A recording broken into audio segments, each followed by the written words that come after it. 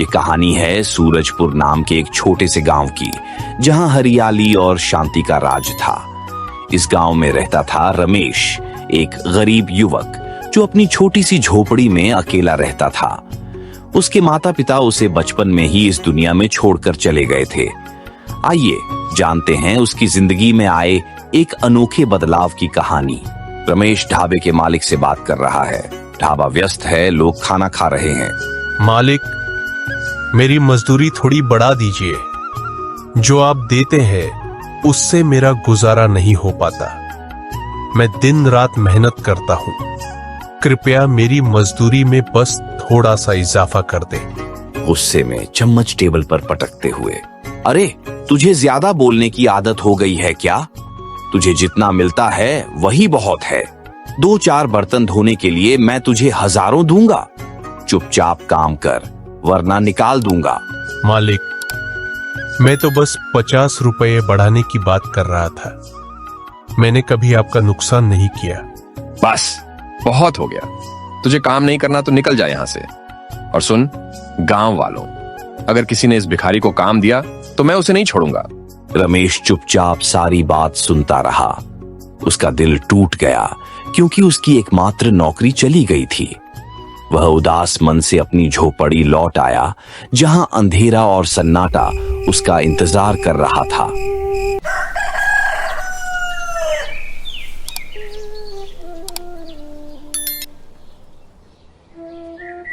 अगले दिन वह गांव की किराने की दुकान पर गया, लेकिन वहां भी उसे निराशा ही मिली।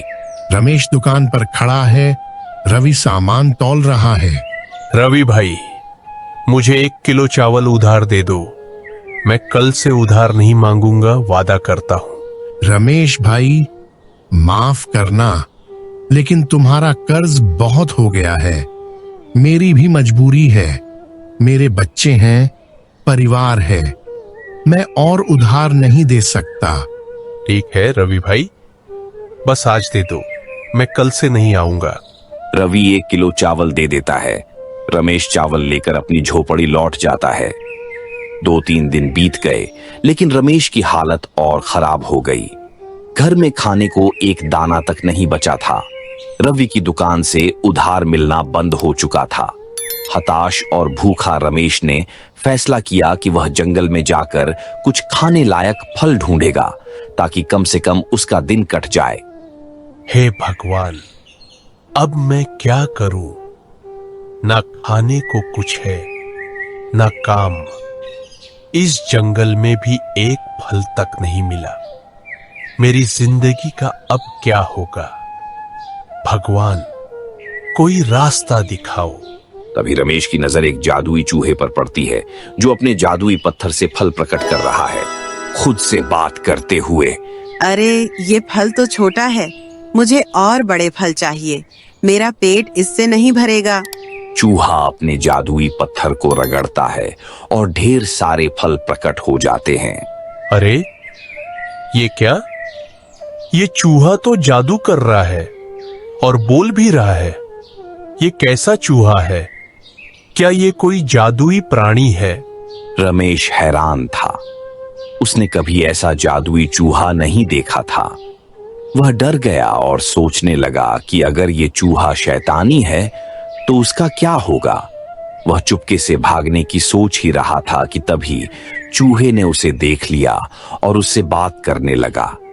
रमेश का दिल जोर जोर से धड़क रहा था। रुको, डरो मत, मैं तुम्हें कुछ नहीं करूंगा। मैं एक जादुई चूहा हूँ। तुम इस घने जंगल में अकेले क्या कर रहे हो? मेरे पास खाने को कुछ नहीं है, ना ही काम। इसलिए मैं जंगल में फल ढूंढने आया था, ताकि आज का दिन कट जाए। अरे तो ये बात है। रुको, मैं तुम्हारे लिए ढेर सारे फल लाता हूँ। चूहा जादू करता है और ढेर सारे ताजे फल प्रकट हो जाते हैं। धन्यवाद मेरे दोस्त। मैं इस दुनिया में अकेला हूँ। मेरा कोई परिवार नहीं, कोई दोस्त नहीं। क्या तुम मेरे दोस्त बनोगे? हाँ, क्यों नहीं। मैं भी अकेला हूँ। आज से हम दोनों दोस्त हैं। रमेश और जादुई चूहा गहरे दोस्त बन गए। रमेश उसे अपनी झोपड़ी में ले गया। वहां चूहे ने अपने जादू से स्वादिष्ट भोजन प्रकट किया। रमेश ने कई दिनों बाद पेट भर खाना खाया। चूहे ने बताया कि उसका जादू कभी खराब नहीं होता। इस तरह रमेश की जिंदगी धीरे धीरे बदलने लगी। रमेश अब अमीर हो चुका है। उसके पास नया बंगला, अच्छे कपड़े और एक छोटा सा व्यापार है। गांव वाले उसकी तरक्की देखकर हैरान हैं।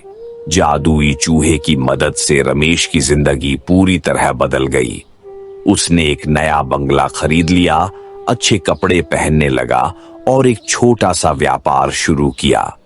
जब भी दुकान में सामान की कमी होती, चूहा अपने जादू से उसे पूरा कर देता।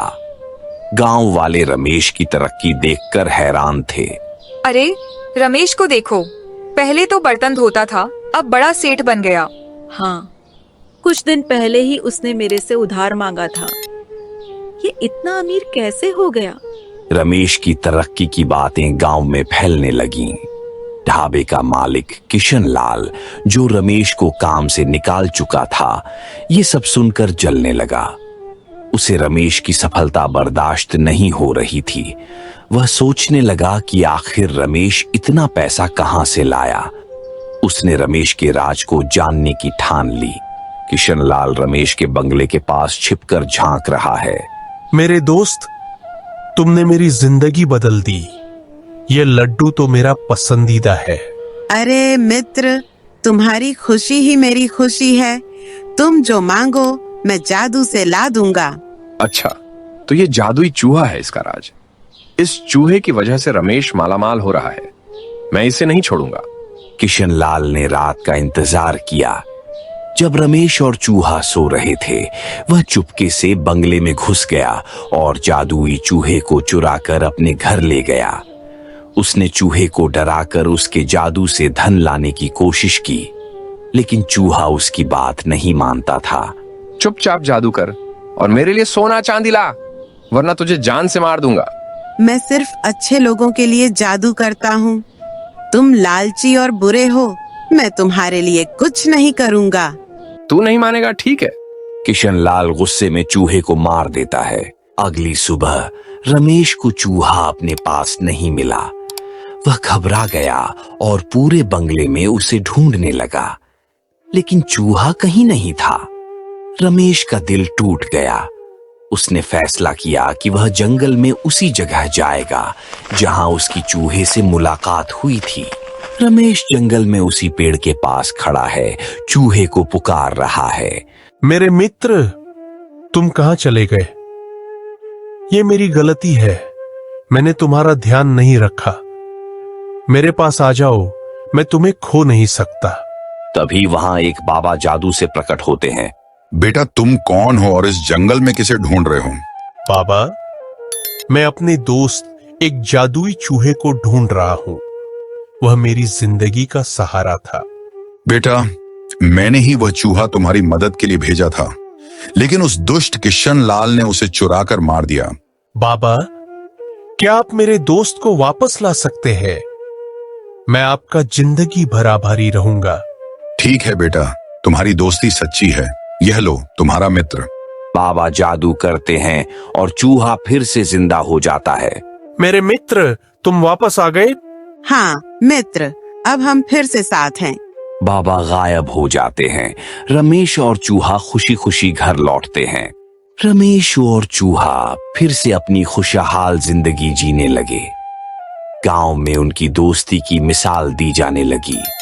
उधर किशन लाल की बुराई का अंत हुआ। एक दिन भारी बारिश में वह बाजार जा रहा था, तभी बिजली गिरी और उसकी मृत्यु हो गई। रमेश और चूहा हमेशा के लिए सुखी रहे।